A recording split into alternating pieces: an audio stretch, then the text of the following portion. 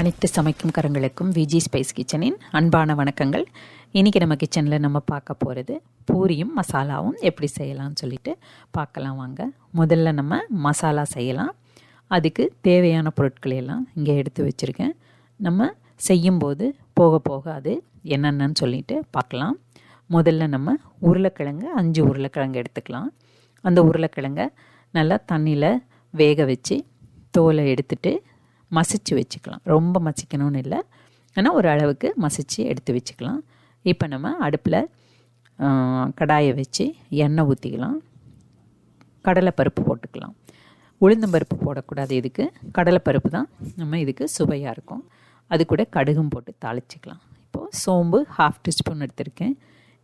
சோம்பு தான் இதுக்கு ரொம்ப இன்னும் சுவையை கூட்டி கொடுக்கும். அதனால் சோம்பு அவசியம் வேணும். பச்சை மிளகா 6-7 பச்சை மிளகாய் எடுத்துக்கலாம். காரமாக நல்லா இருந்தால் தான் பூரி மசாலா நல்லாயிருக்கும். கூட இஞ்சியும் பூண்டும் போட்டு தட்டி எடுத்துக்கலாம். இந்த பச்சை மிளகா காரம் நல்லா சுருக்குன்னு இருக்கும் பொழுது தான் பூரி மசாலா ரொம்ப டேஸ்ட்டாக இருக்கும் உங்களுக்கு. கூட கருவேப்பிலை சேர்த்துக்கலாம். கருவேப்பிலை நல்லா வெடித்து வாசமாக வரட்டும். அதுக்கப்புறம் வெங்காயம், நான் பெரிய வெங்காயம் ஒரு மீடியம் சைஸ் எடுத்து நல்லா சன்னமாக நறுக்கி நீளமாக நறுக்கி சேர்த்துருக்கேன். வெங்காயம் நல்லா எண்ணெயில் வதங்கட்டும். அது ஒரு அளவுக்கு வதங்கினா போதும், ரொம்ப வதங்கணும்னு இல்லை. கூட மஞ்சள் தூள் இப்போ சேர்த்து நம்ம வதக்கி எடுத்துக்கலாம். வெங்காயத்தை வதக்கி வச்சுக்கலாம். அதுக்கப்புறமா நம்ம மசிச்சு வச்சுருக்கிற உருளைக்கிழங்கை சேர்த்துக்கலாம். இப்போ இந்த உருளைக்கிழங்கு நல்லா எண்ணெயில் வதங்கட்டும். இப்போ இது சுருளை வதங்கணும் உங்களுக்கு. அதுக்காக நம்ம இப்போ கொஞ்சமாக உப்பு சேர்த்து வதக்கிக்கலாம். லைட்டாக தேவையான அளவுக்கு உப்பு சேர்த்துக்கலாம். சேர்த்துட்டு உங்களுக்கு நல்லா வதங்கிடணும். இது நல்லா எண்ணெயில் கம்ப்ளீட்டாக வதங்கினா தான் ஒரு நிமிஷமாவது வதக்கி எடுத்துக்கணும். அப்போ தான் இது ரொம்ப டேஸ்ட்டாக இருக்கும் மசாலா. இந்த அளவுக்கு வதங்கிருச்சு பாருங்கள்.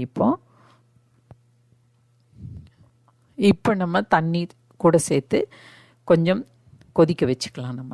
நான் ஒரு கப் அளவு தண்ணி எடுத்திருக்கேன். நல்லா இது ரெண்டும் சேர்த்து நல்லா பிளெண்ட் ஆகி நல்லா கொதிச்சு வரணும். இந்த அளவுக்கு கொதிச்சு பாருங்கள். கொஞ்சம் தண்ணியும் இஞ்சிருச்சு. இதே மாதிரி எடுத்து நம்ம பூரிக்கு சாப்பிட்றதுனாலும் ரொம்ப டேஸ்ட்டாக இருக்கும். ஆனால் நம்ம கடைக்கு மாதிரி ஒரு சுவை வேணும்னு சொன்னால் கூட கடலை மாவு சேர்த்துக்கலாம். கடலை மாவை நல்லா தண்ணியில் கரைச்சி எடுத்துக்கலாம். தண்ணியில் கரைச்சிட்டு நம்ம சேர்த்தும் பொழுது டக்குன்னு நம்ம கட்டி பிடிக்கும். அதனால் நல்லா கிளறிக்கணும். நல்லா தண்ணியாட்ட நம்ம கரைச்சி ஊற்றிக்கலாம்.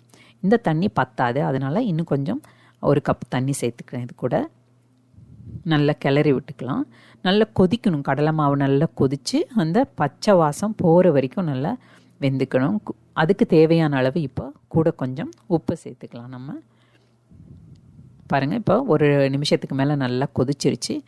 ஆல்மோஸ்ட் வெந்துருச்சு. இப்போது நம்ம மல்லித்தலை சேர்த்து நல்லா கிளறி விட்டுக்கலாம்.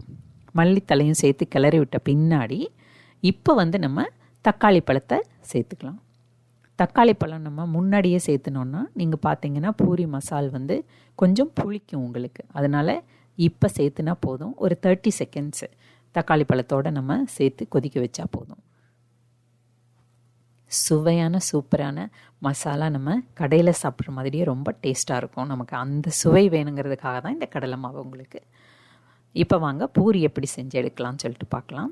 ரொம்ப ஈஸி தான், எல்லாத்துக்கும் தெரிஞ்சது தான். நமக்கு கோதுமை மாவு, கொஞ்சம் உப்பு, தண்ணி இவ்வளோ இருந்தால் போதும். ரொம்ப சிம்பிளாக உடனே பிசைஞ்சு அப்போயே போட்டுடலாம்.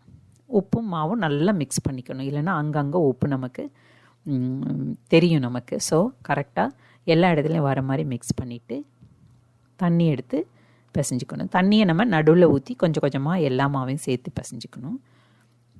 இப்போது 2 கப் ஃபுல் மாவுக்கு நான் 1 கப் தண்ணி எடுத்திருக்கேன். அது எனக்கு கரெக்டாக வந்தது. இந்த அளவுக்கு கையில் ஒட்டாத அளவுக்கு நம்ம கெட்டியாக பிசைஞ்சிக்கணும். சப்பாத்தி மாவுன்னா நம்ம இழக்கமாக இருக்கும் இல்லைங்களா, இது நல்லா கெட்டியாக பிசைஞ்சிக்கணும். இந்த மாதிரி சின்ன சின்னதாக உருட்டி வச்சுக்கலாம்.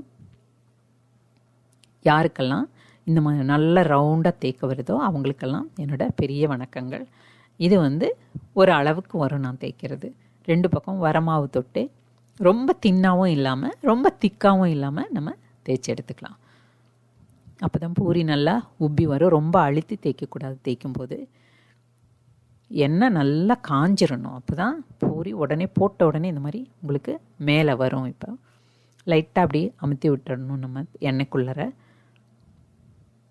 2 பக்கமும் இப்போ சுவையாக அருமையாக பூரி வெந்து ரெடி ஆயிருச்சு. பார்க்கும்போதே நமக்கு இப்போது மவுத் வாட்டரிங்காக இருக்குது இந்த மசாலாவும் பூரியும். இது உங்களுக்கு பிடிச்சிருக்குன்னு நினைக்கிறேன். இந்த வீடியோ உங்களுக்கு பிடிச்சிருந்ததுன்னா லைக் பண்ணுங்கள், ஷேர் பண்ணுங்கள், மறக்காமல் சப்ஸ்கிரைப் பண்ணுங்கள். என்ஜாய் பண்ணுங்கள் இந்த டிஷ்ஷை. நன்றி, வணக்கம்.